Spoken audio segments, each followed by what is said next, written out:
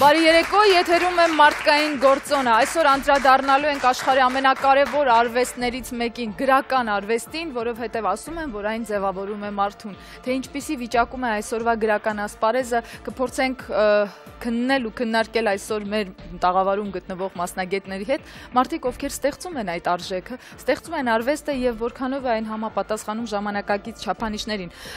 Ֆրանսիացի փիլիսոփա Ռոլան Բարտը ասում էր, որ բառերն անկարող են բացատրել աշխարհը, իսկ եթե որևէ պահի անգամ բացատրում են, միևնույն այդ աշխարհը չի կարող համարվել միանշանակ։ Յուրաքանչյուրս ունի մեր սուբյեկտիվ վերաբերմունքը, իսկ այսօրվա հիմնական քննարկումը լինելու է գրական ասպարեզին միտված։ Բարի երեկո ասում ենք սիրով եւ միանգամից հրավիրում մեր առաջին հյուրերին։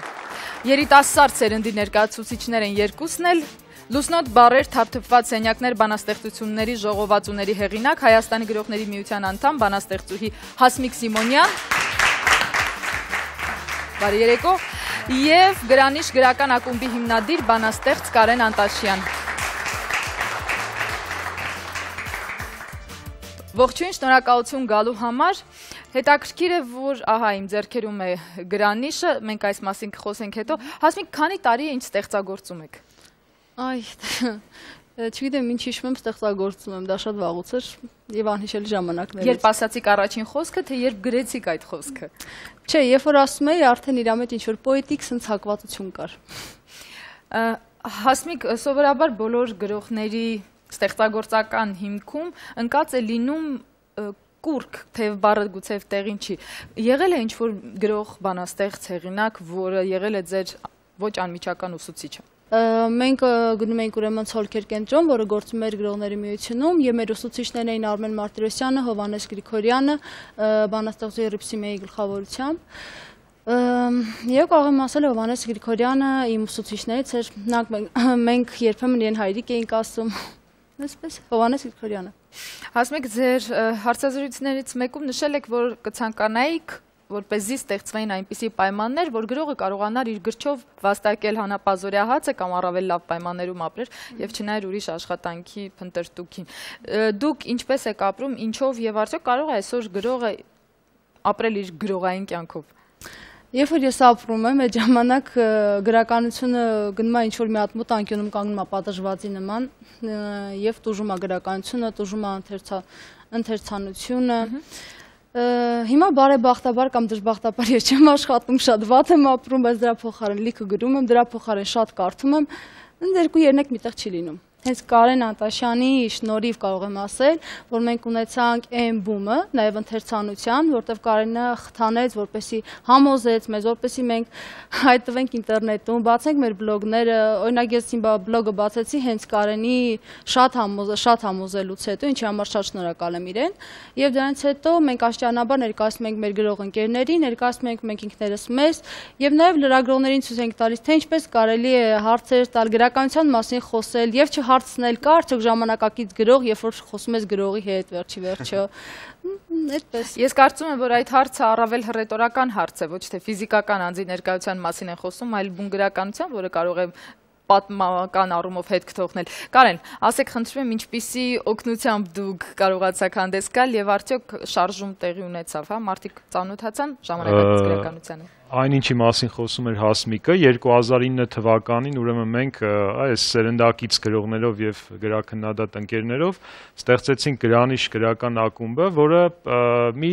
նպատակ ուներ մեծ հաշվով, մեր անձնական ներդրումների ջանքերի միջոցով ժամանակակից գրականությունը եւ ընթերցանությունը ընդհանրապես դարձնել հանրային հետաքրքրության առարկա, այսինքն գրականությունը իբրև հանրային արժեք ավելի պահանջված դարձնել հասարակության կողմից, որովհետև այդ ժամանակ մի ահավոր վիճակ էր այն առումով, որ գրական կյանքը հիմնականում ներփակված էր նեղ գրական շրջանակներում եւ այսպես հանրային հասանելիությունը շատ ցածր էր մեծ առումով եւ մենք սկսեցինք համացանցից եւ հիմնեցինք կայք, որը փաստորեն իր արժեվ նպատակ դրեց եւ այս պահի դրությամբ ներկայացնում է ժամանակակից հայ գրականության ամենամեծ առցանց հավաքածուն, որը անվճար բաց է բոլորի առջև։ Կարեն, ներեցեք, ձեր խոսքի մեջ նշեցիք գրողները, մեր գրաքննադատ ընկերները, դա ականջս շոյեց։ Արդյոք դա հնարավոր բան է։ գրող եւ գրաքննադատ հետաքրքիր տարբերություն կա, եթե սովետական միության շրջանում այդպիսի ավանդույթ կար, որ շատ բուռն մարդկային հարաբերությունների մակարդակին հասնող կոնֆլիկտներ էին տեղի ունենում գրական խմբավորումների, խմբակների, թայֆաների, այսպես ասած, եւ նաև գրաքննադատների եւ գրողների միջեւ։ Մարդիկ դրա համար փողել էին ստանում։ Այո, մեր պարագայում մենք կարծես թե բոլորս մի նավի թիավարներ ենք, եթե ունենք կոնֆլիկտներ, ապա դրանք ստեղծագործական բնույթի են զուտ եւ շատ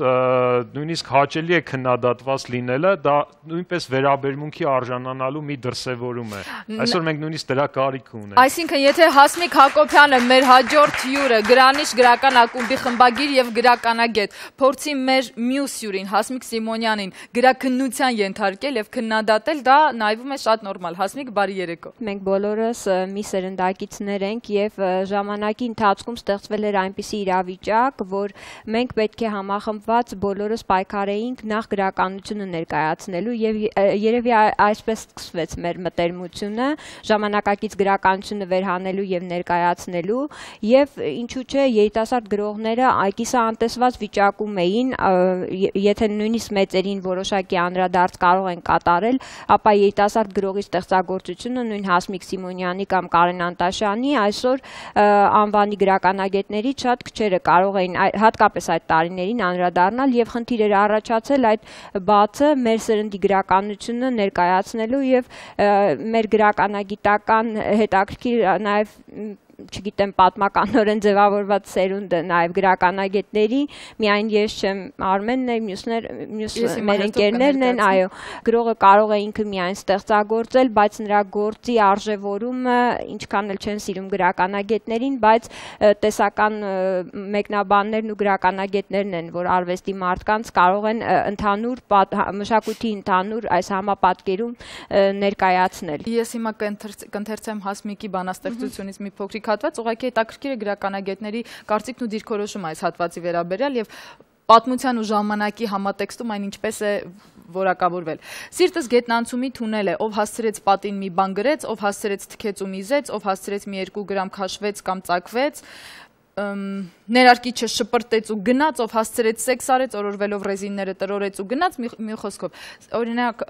գրականագետների եւ գրականությունը ստեղծողների միջև տեղ են ունենում քննարկումներ, ենթադրենք հասկանալու համար, թե որն է այսպիսի բանաստեղծության հաղորդագրությունը։ Քննարկումներ ի սկզբանե մենք ունեցել ենք ձևավորման սկզբում, ինձ համար բանաստեղծությունը լիովին հասկանալի է, քանի որ անհասկանալի ոչինչ չկա։ Երբ դուք տեղյակ եք ժամանակակից գրականության բոլոր չափանիշներին եւ ստեղծված այսպես նոր միտումներին եւ ձեր ականջը սովոր է, դուք կարդում եւ ընթերցում եք դա որպես եւ սկսում եք ընկալել, տեսնել ինչ մետաֆորային պատկերներով կամ առհասարակ ինչ բանաստեղծական մեթոդներով է այդ բանաստեղծությունը իրացված եւ վերջին հաշվով ինչ էր ուզում ասել բանաստեղծուհին, քո հետ ապրող քո ժամանակակիցը, բայց ընդունում եմ, որ կարող են նաև լայն հասարակության մեջ նման բանաստեղծությունները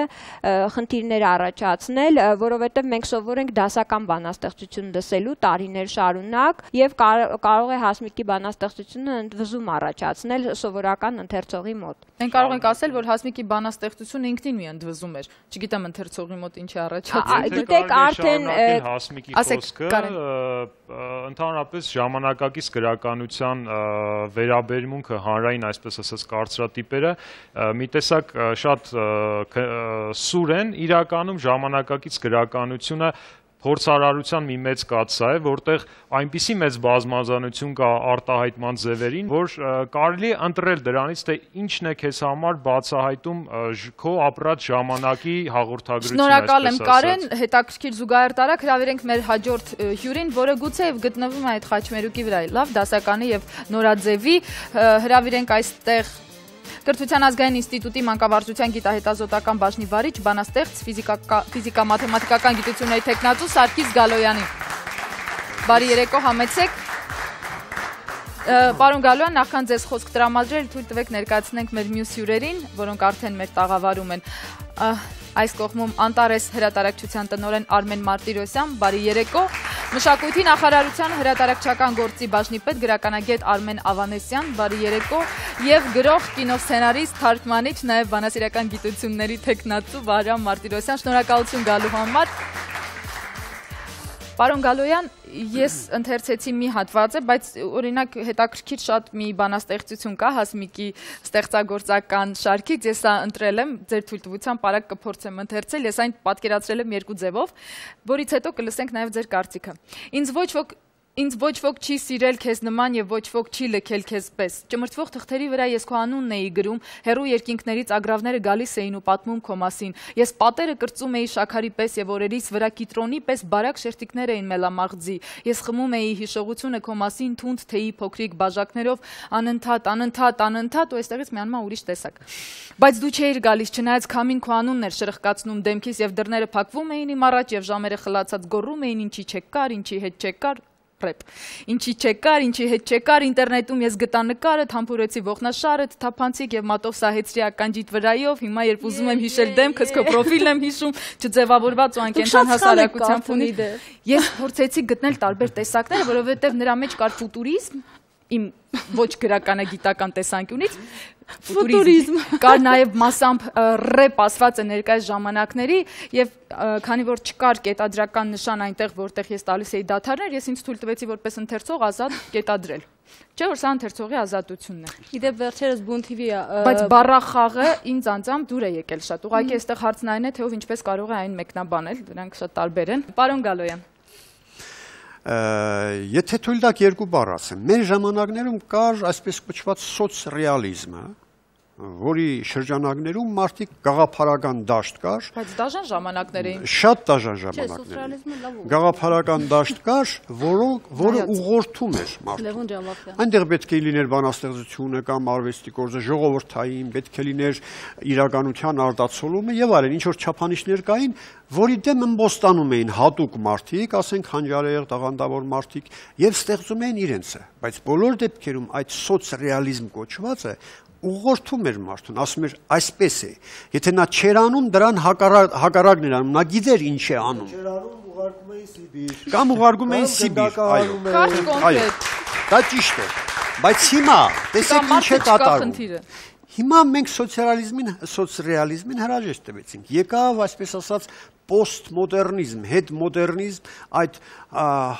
հուսանքը, գաղափարական ուղղվածությունը, որ ասում է, ինչ սոցռեալիզմ, ինչ չգիտեմ ինչ, գրիր այնպես, ինչպես ուզում ես, ինչպես ճիշտ ես գտնում, ինչպես քո ներքին ձայնը թելադրում է եւ այլն։ Այսինքն չափանիշները կարծիքով այդպես չի ասում։ Ես կարծում եմ այդպես է կարող ենք վիճարկել, եթե հնարավորություն կլինի։ Սովորական գեղեցիկի, ասենք այլանդագի, վեհի կատեգորիաները դուրս մղվեցին գործածության ոլորտից։ Տեղը եկավ ինչ որ արտեփաստ,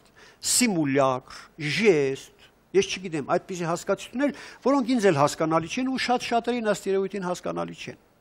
Եվ մարդիկ այդպիսի ազատության պայմաններում ինչ ասես գրում են։ Շնորհակալություն, մարդկային գործոնն այսօր անդրադառնում է Վերնատուն.am կայքի անունով ենք խորագրել, իրականում անդրադառնում է ժամանակակից գրականությանը եւ լավ եւ որոշ առումներով անհասկանալի կողմերին։ Կարճատև դադարից հետո կշարունակենք։ Այսօրվա գրականությունը երկու եղբոր խոսակցություն է, մարդու եւ մարդու խոսակցություն է։ Հիմա այսօր շատ գրողներ ուղղակի մուրճով հարվածում են ընթերցողի գլխին։ Հեչ պարտադիր չէ, որպեսզի ժամանակակից գրականությունը լինի հայհոյախառն, ժարգոնախառն։ Պոետը կարող է իր պատուհանից դուրս ոչ մի բան չտեսնել եւ լինել հանճարեղ։ Մենք բոլորովին մոռացել ենք մեր Շիրազից Սևակին, Մյուսին, այդ զարգացումը եւ արմատները հաշվի առնել, ասելիքս հետեւյալն է։ Կարևոր է, մենք եթե մոռանում ենք, դա ասում ենք հետմոդեռնիզմը, ինչ ասես կարող ես գրել, բերեք գրենք այսպես։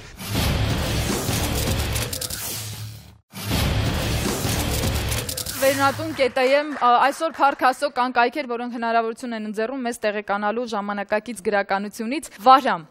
ես դեռ փոքր էի, երբ կարդացի Սողանքը, դեռ այն ժամանակ ասում էին, որ չկա ժամանակակից գրականություն եւ կրկին այդ սերունդների բախումներ ու էլի պայքարը ներքին, բայց ինֆորմացիոն դաշտն այսքան լայն չէր։ Ձեր գնահատականը որպես քիչ թե շատ ավագ սերնդի ներկայացուցիչ եւ մասնավորապես ավելի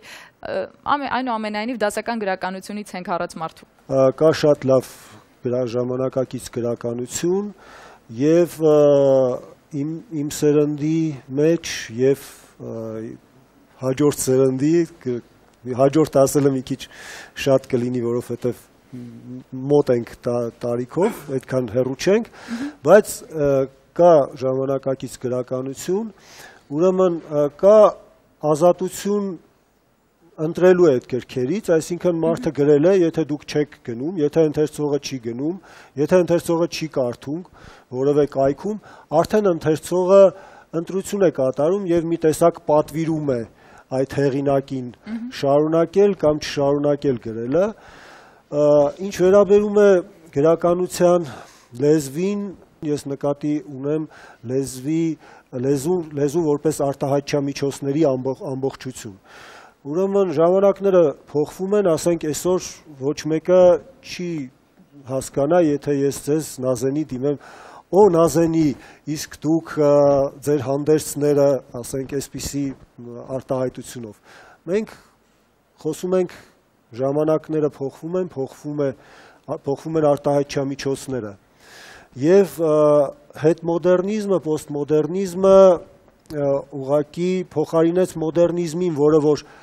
ամեն ինչ ջարդում եւ փշրում էր, եւ հետմոդեռնիզմը որոշեց մի հեգնանքով մի հայացք գցել եմ ամեն ինչին, ինչ որ մենք անցել ենք, որովհետեւ այն ամեն ինչը ինչ որ մենք անցել ենք, միևնույն է բերել է դժբախտությունների, պատերազմների եւ սոցիալական ահավոր վիճակի։ Ուզում եք ասել, որ այդ ամենը հիմա չկա։ Չէ, հենց դրա մասին է խոսքը, որ դասական գրականության ընթացքը այդ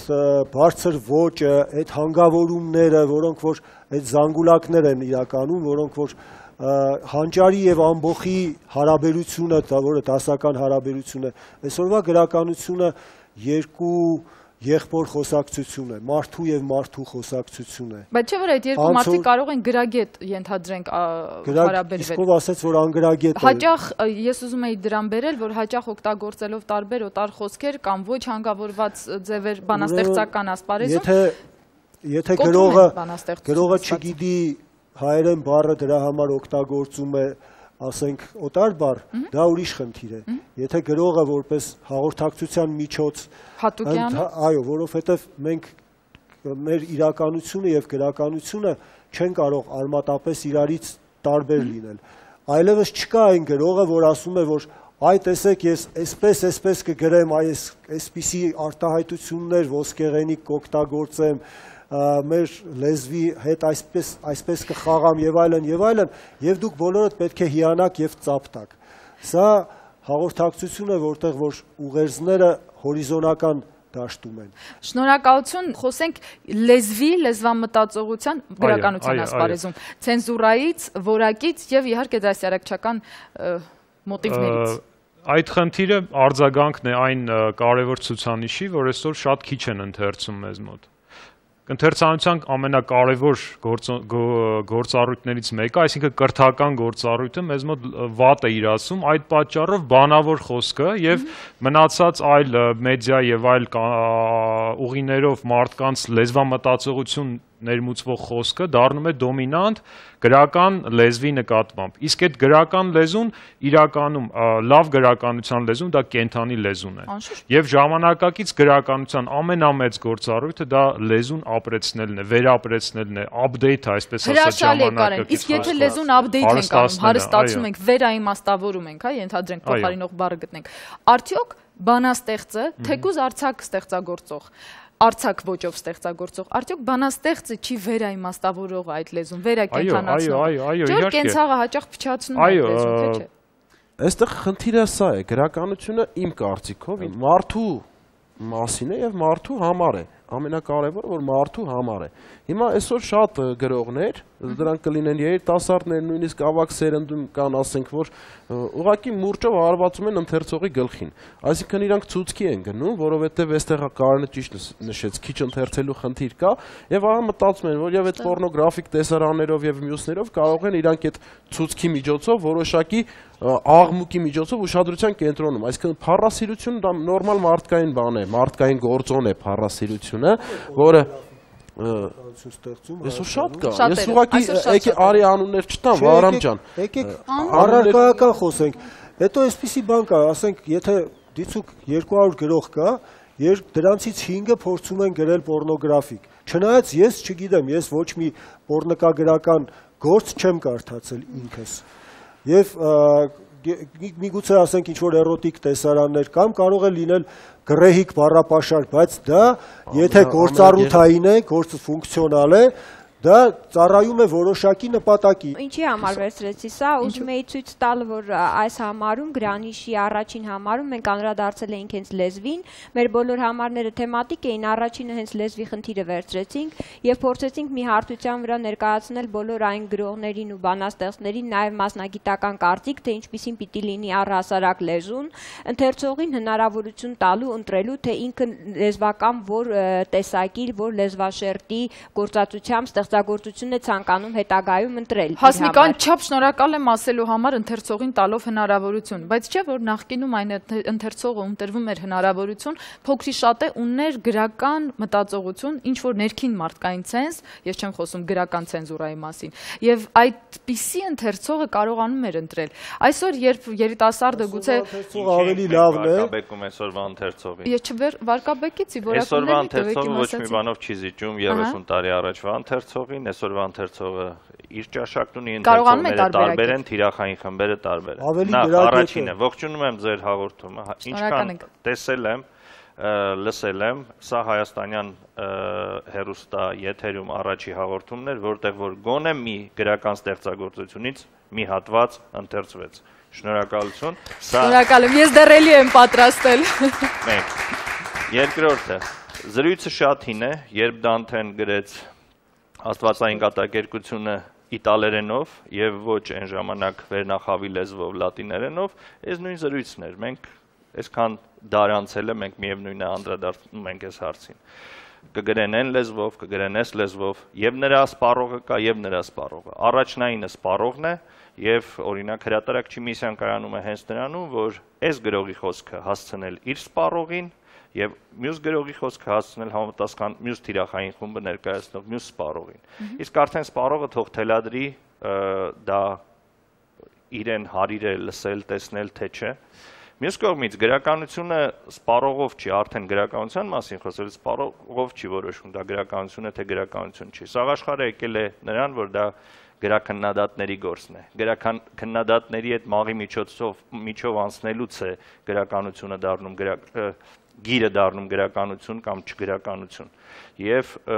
սաղ աշխարհում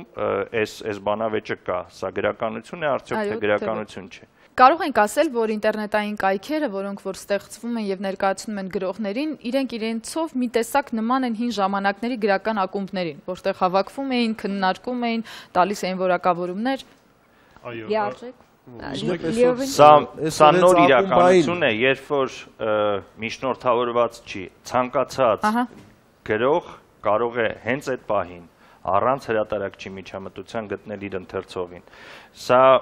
չգիտեմ սրա դեմ պայքարել, թե ոնց ենք հարմարվելու այս իրավիճակին, ես դեռ լուծումները չունեմ։ Ես կարծում եմ, որ դուք լուծումը ասացիք, այսինքն քննադատի ինստիտուտը, հաստատությունը։ Միակ տարբերությունը սովետական ժամանակների հետ նա է, որ հեղինակությունն է վերացել, այսինքն հեղինակավոր կարծիքն է վերացել, եւ այդ պատճառով ընթերցողը նավարկելու կողմնորոշիչներ չունի։ Եթե դա մեր եւ պետական հաստատությունների խնդիրն է եւ զանգվածային լրատվամիջոցների խնդիրն է, որպեսզի ստեղծեն այդ հաստատությունը, քննադատի հաստատությունը որպես հեղինակավոր խոսք, եւ եթե իրենք սխալվեն էլ ոչինչ, հետո կգա մեկը որ կուղի, բայց ինչ որ կողմնորոշիչ կլինի եւ այդ դեպքում է որ ոչ մի վտանգ չկա թե մեկը Facebook-ում դրել է եւ ասենք 1500 լայք է հավաքել, թե ասենք մեկը տպագրել է 100 օրինակով եւ 99 օրինակը չի վաճառվել։ Այդ դեպքում այդ վիճակից հնարավոր է իրականում այդ հաստատությունները վաղուց պետությունը ստեղծել է, ուղղակի նրանք այնքան վատ վիճակում են գտնվում։ Դրանք այսօրվա բլոգերներն են, գրադարանի աշխատողները, գրադարանավարները, որոնք որ ստանում են, այս էլ մեր պետության վերաբերմունքն է, ուզում եմ պետությանը ձեռք չտալ, իշխանության վերաբերմունքն է գրքի եւ գրականության հանդեպ, երբ որ գրադարանավարը ստանում է ամենացածր աշխատավարձը, հավաքարարի աշխատավարձը ավելի բարձր է եւ հավաքարարը կարող է մի քանի տեղ աշխատել, գրադարանավարը այդ հնարավորությունը չունի եւ այսօր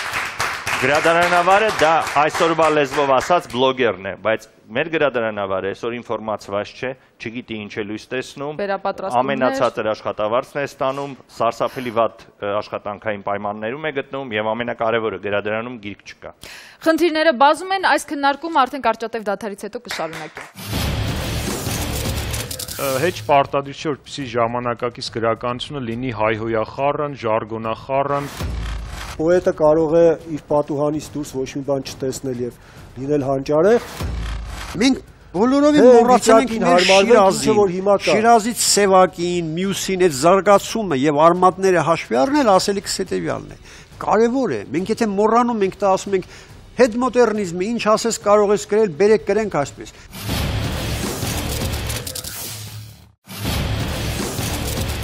Մարդկային գործոնն է եթերում եւ ես այսօր անչափ ուրախ եմ մեր տաղավարում տեսնելու գրականության առնչվող, գրականություն ստեղծող եւ նաեւ քարոզող այսքան մարդ միաժամանակ։ Հասմիկ, այդքան լրացիք հիմա ասեք ձեր խոսքը։ Ես պետք է անդրադառնայի էլի լեզվի խնդրին, ուզում եմ հիշել մի բան, վերջերս չէ, անցյալ տարի ուրեմն մի այսպիսի դեպք պատահեց, մի քանի կանայք էին եւ ես գրքեր էինք ընտրում, մեկ էլ էս կինը բացեց Հենրի Միլլերի ռուսերեն տպագրություն էր Մաքսիբելի Ֆագոցետի, ուրեմն եթե տեղյակ չեք, Մաքս Անգրագետ մի հատ տղա է, որը գրում է անգրագետ լեզվով նամակներ, այս կինը շատ կրթված կին էր եւ շատ գեղեցիկ իդեպ շատ հմայիչ, կարդաց Աստվածի ոնց կարելի անգրագետ ռուսերենով ոնց կարելի է թարգմանել, նրան թվաց թե թարգման չենքան անգրագետ է, որ տարական սխալներ ա թույլ տվել, փակեց գիրքը գնաց վախեցած դուրս եկավ։ Այսինքն, երբ որ հատված են կարդում ընդամենը, այսօր իստումա չի կարելի այդպես հատված կարդալ ու փախնել ընդամենը։ Այսօրվա գրականությունն այն գրականությունն է, որը պետք է մի քիչ ավելի շատ կարդաս, մի քիչ ավելի երկար, մի քիչ մոտենակ իրար ծանոթանալ։ Հասմիկ, ես գիտեք հիշեցի մի այլ օրինակ, երբ հանրահայտ կոմպոզիտորներից մեկի ուսանողը իր մոտ նվագում է, խոսքը Ռիմսկի-Կորսակովի մասին է, նվագում է իր ուսանողը եւ սխալներ է անում, ուսուցիչը կանգնեցնում է նրան, ասում է բավական է, ասում է ուսուցիչ թույլ տվեք մեկ անգամ եւս նվագեմ, արդեն շտկաց, ասում է ոչ, ես կսովորեմ ձեր սխալին։ Իսկ արդյոք անընդհատ ծանոթանալով եւ խորանալով մեր աչքը ու ականջը չի սովորում այն լեքսիկոնին, որը կա։ Երիտասարդ մեր բանաստեղծները, արվեստագետները ընդհանրապես, եթե ստեղծագործում են, ինչ-ինչ չափանիշներ ունեն իրենց համար։ Շատ լավ հարց է, ունենք թե ոչ չափանիշներ։ Ինձ համար իմ ստեղծագործական չափանիշները կոնկրետ բանաստեղծություններ գրելու մեջ ազատագրումն է, ընթերցողի ազատագրումը եւ ստեղծված կեղծ պոետիկ ձևակերպումների, ձևերի արտահայտչամիջոցներից ազատագրումը եւ իմ նոր գիրքը իդեպ, որ ազդօրինակն է հենց մոտս, ուզում եմ ներկայացնել, նույնպես ժամանակակից գրականություն ըստ էության, բայց իր ձևերի եւ ձևակերպումների մեջ հասնում է մինչեւ հմայական աղոթքները, խաղիկները, որոնք նույնիսկ նախաքրիստոնեական շրջանից, որոնցից պատառիկներ են հասել միայն մեզ, ես ուսումնասիրել եմ դա եւ պոետիկայի փնտրտուքի իմ այդ ճանապարհին փորձել եմ օգտագործել այդ ծիսականությունը, նախաստեղ ծիսականությունը, հեչ պարտադիր չէ, որպեսզի ժամանակակից գրականությունը լինի հայհոյախառն, ժարգոնախառն, կարող է լինել շատ փորձարարական, հենց այդ փորձարարության եւ այդ փորձարարությունը անելու ազատության մեջ է կայանում ժամանակակից գրականության հմայքը։ Թույլ տվեք կարդալ Կարեն Անտաշյանի բանաստեղծությունից Էայից մի հատված եւ խոսքը ձեզ Արմեն։ Էա Մինչ ապրանից հրաշալի լուսաբացը, խուսափուկ, վաղորդյան հալվող աստղածաղիկներից դու կաթեցիր ցողիկ, մինչ բազմաթիվ կանանց եւ տղամարդկանց միջև հեշտ սկսվող ու հաճ ավարտվող խառը պատմությունների հետ կեսօրը նարինջ դեղցենիների տակով դու դողդոջուն անցար, վերջին անգամ քեզնով կամ կյանքա սերա լույսախառը լցնելով նախապապիս փորփրած արվափոսերը, խունջիկ-մունջիկ անելով քարե վիշապիկների հետ, նրանց ողորկ կողերին կսմսվելով, լկստվելով ինքնամոռաց, ալեցփիկ գալարվեցիր Մի օր էլ հանկարծ ալիքվեցիր ինչ-որ տեղ հնդկական օվկիանոսում հեռավոր, անհուն, անանուն, սա իրականում մեծ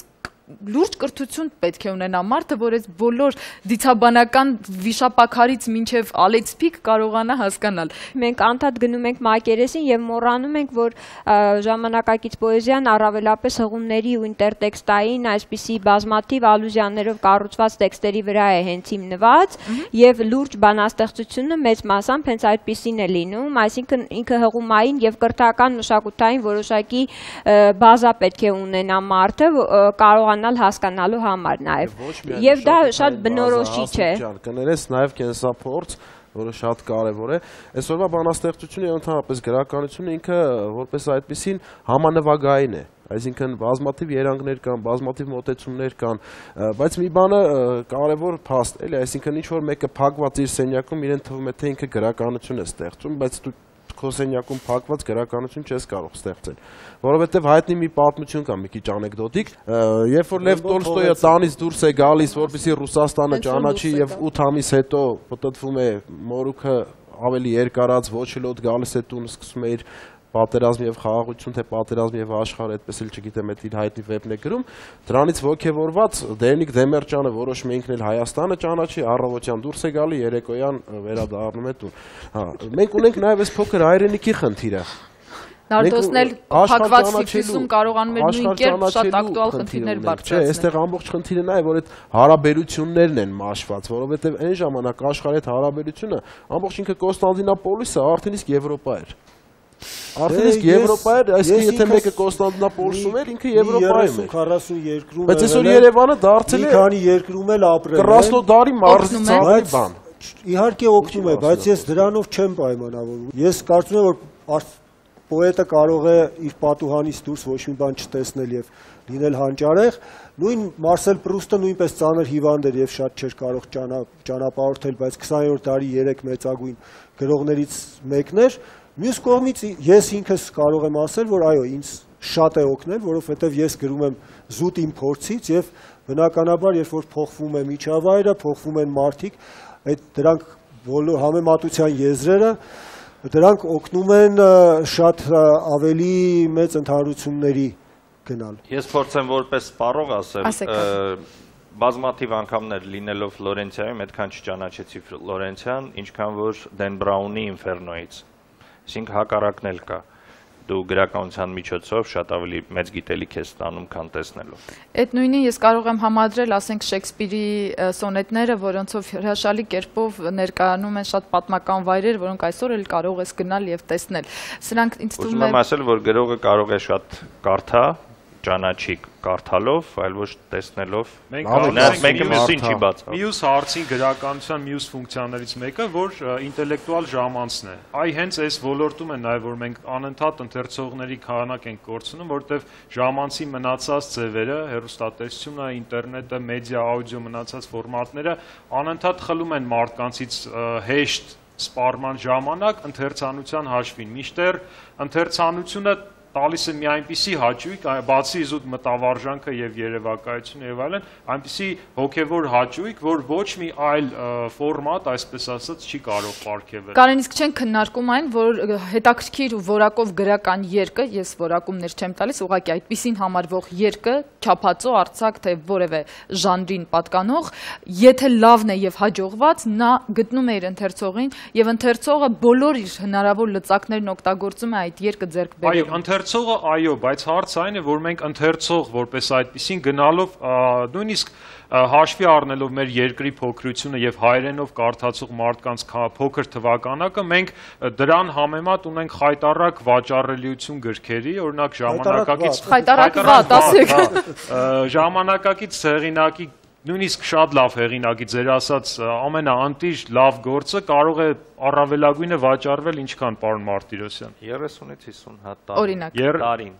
30-ից 50։ Լավ, ասենք մի քանի դեպքեր, որ եղել են 150-200 օրինակ եղել է, որ մի անգամից վաճառվել է։ 150-200 օրինակ, բայց դա որևէ կերպ գրական գործընթաց չի ստեղծում եւ ընթերցող։ Սա մեր հեղինակներին վերաբերող ցուցանիշ է, թե ընդհանրապես Հայաստանում գնորդներին Գիրքը քիչ է վաճառվում։ թե էլեկտրոնային գրքի մասին է խոսքը, որ չասեն ինտերնետը խանգարում է, թե թղթե գրքի։ Գիտեք, սա ես կարծում եմ, որ իրազեկման խնդիր է եւ էլի հեղինակավոր իրազեկման խնդիր է։ Ասենք իմ գրքերը կներեք էլի Վահրամ, համոզված եմ, որ եւ Հասմիկի եւ Կարենի գրքերը շատ արագ կսկսեն վաճառվել, որովհետեւ առաջին անգամ հենտեղից ընթերցվեց մեկ ամիս հետո պատրաստ եմ ցուցանիշները տալ։ Իմ գրքերը մի կարգ ավելի շատ էին վաճառվում, ասենք հարյուրավոր օրինակներ, 1000 օրինակ, բայց միևնույն է դա չի կազմում այն զանգվածայնությունը, որ օրինակ պետք է լինի ունենա արձակը։ Ասենք, երբ որ խոսում ենք լեզվի մասին, շրջանառություն չի կատարվում, ասենք հեռուստատեսությունը ունի իր լեզուն, գրականությունը ունի իր լեզուն, բայց գրողներն են, որ լեզուն ստեղծում են, այդ լեզուն հետո չի մտնում համալսարան, հետո չի մտնում հեռուստատեսություն։ Իսկ ինչ լեզու է մտնում, Վահրամ, այդ դեպքում։ Դա ոչ մի լեզու չի մտնում, մենք մշակութային հաղորդակցության լեզու։ Պետք անդադ թարմացում է պետք։ Ես բերեմ մի օրինակ, որ կարող է որոշ դասական գրականության երկրպագուների մազերը բիզբիզ կանգնեն, բայց դա շատ բնորոշ օրինակ է։ 35 թվականին Եղիշե Չարենցը Ռուբեն Զարյանին, որը երիտասարդ գրականագետ էր եւ գրախոսել էր Շիրազի գիրքը, փողոցում հանդիպում է եւ դիտողություն է անում, ասում է ինչ, որովհետեւ գովել էր շատ։ Ասում է ինչի ես գովել, ասում է դե տաղանդավոր է, ասում է ինչ անենք, ասում է ոնց ինչ անենք, ասում է բայց ինքը մեր պոեզիան 20 տարով հետ է գցում։ Ասենք կան այդպիսի լավ բանաստեղծներ, ոնց որ Շիրազն է, ոնց որ Համոսյանն է, բայց ովքեր հետ են գցում գրականությունը, որովհետև աշխարհը զարգանում է համաչափ։ Եթե դու շարունակում ես այդ յարջան, չգիտեմ ինչ բան, չես կարող։ Բայց չէ՞ որ մենք գիտենք նաև ժամանակից դուրս ես թռչում։ Աշուղական արվեստի ազդեցությունը եւ մենք գիտենք նաև նրանց այդ ուղղությունները։ Աշուղը որպես աշուղ է լավ, աշուղը որպես բանաստեղծ, դա սարսափ է եւ ասենք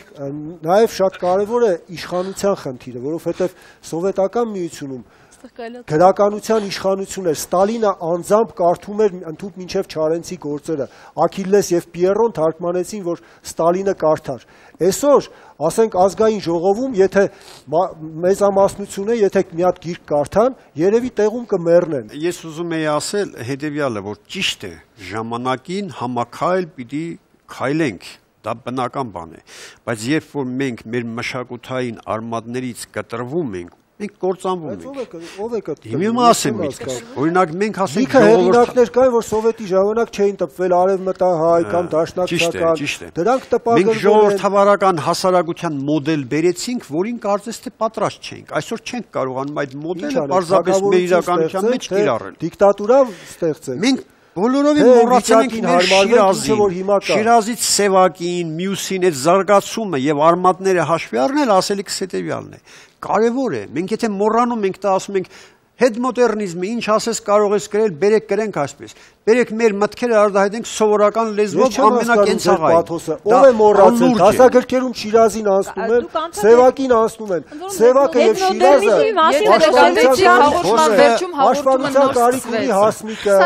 ներկայացվելու կարիք ունի Կարենը։ Նրանք Պարոնայք, ես անչափ շնորհակալ եմ, որ եկաք, հասմիկներ։ Երկու գեղեցկուի հասմիկ։ Ներողություն ամփոփ եմ, ուղղակի ինձ համար գրականությունը մատի շարժում է։ Մեկը մատը շարժում է դիմացինի աչքն է անում, մեկը մատը շարժում է արցունքն է մաքրում։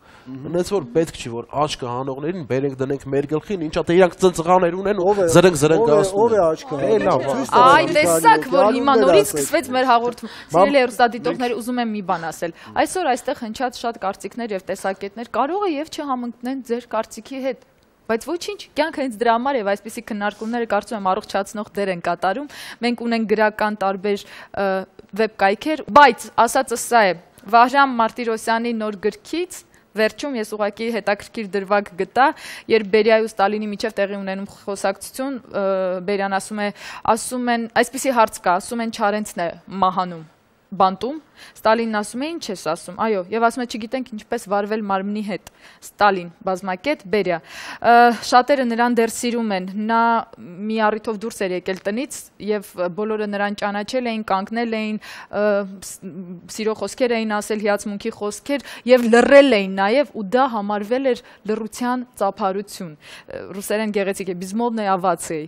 Ստալինը ասում է, թող թաղեն այնպես, որ նրա թողարկավորած տեղը մնա անհայտ, որովհետև եթե գնան նրան տեսության, նրա գերեզմանին շիրմին խոնարհվելու, ապա դա կլինի ուխտագնացություն մեր դեմ։ Դա Աստված, որ նոր աշխարհը նոր գրողներով տա այնպիսի գեղեցիկ, այնպիսի հզոր գրողներ, որ մենք ցանկանանք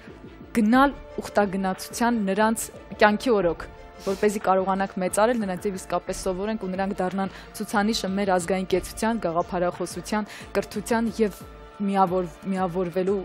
կարողության։ Կհանդիպենք սա մարդկային գործոններ մնացեք բարի։